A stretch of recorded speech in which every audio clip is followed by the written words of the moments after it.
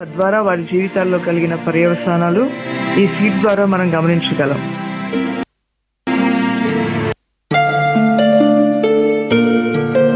ఎవరు మీరందరూ? ఎందుకు ఇలా నన్ను చూస్తున్నారు? నువ్వు మనిషిలానే మాట్లాడుతున్నావు, కానీ చూడ్డానికి ఉప్పు స్తంభంలాగున్నావేంటి? అదో పెద్ద కథలే.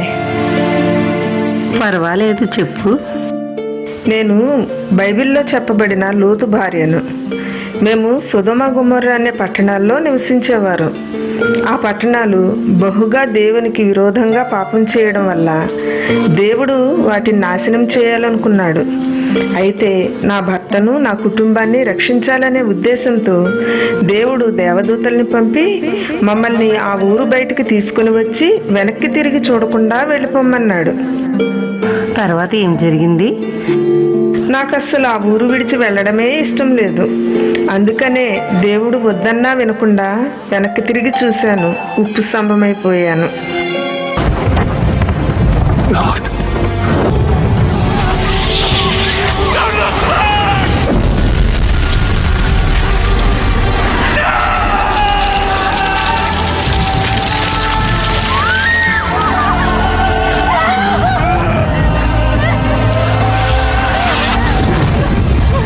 Lot's wife is turned into a pillar of salt for disobeying God.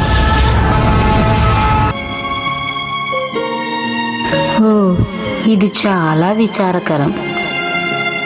నీ జీవితానుభవం ద్వారా నేటి స్త్రీలకు ఏం చెప్పాలనుకుంటున్నావు? దేవుడు మాటకు ఎప్పుడూ విధేయత చూపించాలి. ఆయన మాటను నిర్లక్ష్యం చేసినా, తృణీకరించినా నష్టపోయేది మనమే.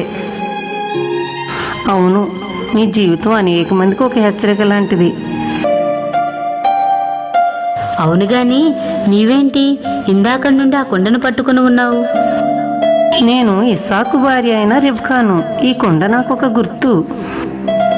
నీకు ఈ కొండకి ఏమిటి సంబంధం? నేను యథాప్రకారంగా నా కుండ పట్టుకుని నీళ్లు తేవడానికి వెళ్ళాను. ఒకరోజు మధ్యాహ్నం బావి దగ్గర ఒక ప్రయాణికుడు, అతని ఒంటెలు చాలా దాహంతో ఉన్నట్టు కనిపించారు. వెంటనే నేను అతని ఒంటెలకు నీళ్లు చేది పోసాను. ఆ తర్వాత తెలిసింది ఏమిటంటే అతను మా దగ్గర బంధువైన అబ్రహాం యొక్క దాసుడని. అబ్రహాం కుమారుడైన ఇస్సాకు నిమిత్తం ఒక కన్యకను వెతకడానికి తన దాసుని అబ్రహాం పంపించాడు. ఆ రకంగా దేవుని చిత్తానుసారంగా మా వివాహం ఏర్పాటైంది. ఓ, వినడానికి చాలా ఆసక్తికరంగా ఉంది. నేను అక్కడికి వెళ్ళేటప్పుడు నాకు ఏమీ తెలియదు. కేవలం దేవుడు నన్ను ఎన్నుకున్నాడని మాత్రమే తెలుసు.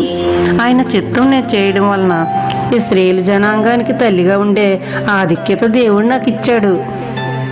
నీ జీవితం ద్వారా ఇక్కడున్న స్త్రీలకి నీవేం చెప్పాలనుకుంటున్నావు? దేవుడు మన పట్ల చాలా ఉన్నతమైన తలంపులు, ఆలోచనలు కలిగి ఉంటాడు. ఆయన మనల్ని పిలిచినప్పుడు మనం వెంటనే విధేయత చూపిస్తే అంతవరకు ఆయన మన చేయి పట్టుకుని నడిపిస్తాడు.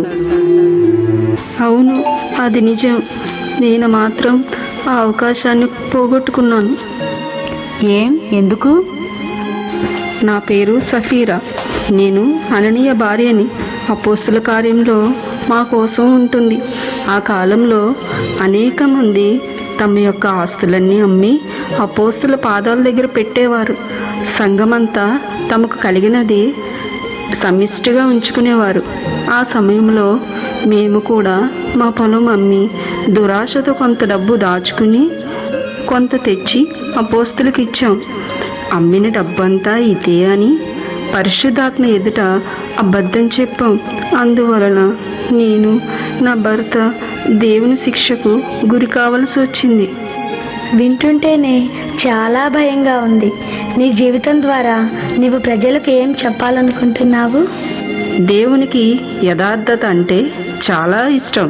మోసం చేయటం, దేవునితో అబద్ధమాడటం అనేది దేవునికి చాలా అసహ్యమైనది. అందువలన ఎప్పుడు దేవుని ఎదుట, మనుషుల ఎదుట యథార్థంగా ఉండండి. మోసపోకుడి. దేవుడు వెక్కిరింపబడడు. మనుషులు ఏమి విత్తునో ఆ పంటే కోయును. అవును, ఇది ఎంతైనా నిజం. ఇంటికి నీవెవరు? చూడడానికి నాలానే చాలా సంతోషంగా కనిపిస్తున్నావు. నా పేరు రూతు. నేను మోయాబీయురాలిని. అయినా నా అత్త అయిన నయోమి ద్వారా నేను ఇజ్రాయేలు దేవుని తెలుసుకున్నాను. ఓ, నీ జీవితం కథ చాలా ఆసక్తికరంగా ఉంటుంది. ఇక్కడున్న వారందరి కోసం మరలా చెప్పవా? అలాగే, తప్పకుండా. నా భర్త చనిపోయాక నా స్వదేశాన్ని, నా తల్లిదండ్రుల్ని విడిచి మా అత్తతో కలిసి ఇజ్రాయేలు దేశానికి వచ్చాం. నా జీవితంపై నాకు ఎలాంటి నిరీక్షణ లేదు. కానీ మా అత్తకు దగ్గర బంధువైన బోయాజు అనే వ్యక్తితో నా వివాహం జరిగింది. మోడుబారిన నా జీవితాన్ని దేవుడు మరలా చిగురింపచేశాడు. నా ముని మనవడే దావీదు వంశావళి నుండే మన ప్రభువైన యేసుక్రీస్తు వచ్చారు. నిజంగా అద్భుతం. జీవితంలో ఎలాంటి ఆశ లేని వ్యక్తికి నీవిచ్చే సలహా ఏమిటి? నీవు దేవుణ్ణి నమ్మి ఆయనపైనే ఆధారపడితే ఆయన రెక్కల క్రింద నీవు సురక్షితంగా ఉంటావు. దేవునికి స్తోత్రం. ఆయన నమ్మిన వారందరికీ ఆయన ఆశ్రయదుర్గం. అవును, ఇంతకీ నీ పేరు చెప్పలేదు. నా పేరు మగ్దలేనే మరియా. ఓ, యేసయ్య పునరుద్ధానుడై మొట్టమొదట కనిపించింది నీకే కదూ. నీవెంత ధన్యురాలివి. అవును, యేసయ్యని నేను కలిగి ఉండడం, ఆయన్ని చూడటం నిజంగా ధన్యమే. అయితే యేసయ్య నా జీవితంలోనికి రాకముందు నేను చాలా పాపాల్లో జీవించేదాన్ని. అయితే ఆయన నాలో ఉన్న దురాత్మలను వెళ్ళగొట్టి నా జీవితాన్ని పరిశుద్ధపరిచారు, నన్ను క్షమించారు. ఆయన ప్రేమను నేను మర్చిపోలేను. ఆయన లేకుండా నేను జీవించనూ లేను. ఈ స్కిట్ ఇప్పటి వరకు కూడా మీరు చూశారు కదా. భక్తి కలిగిన స్త్రీలు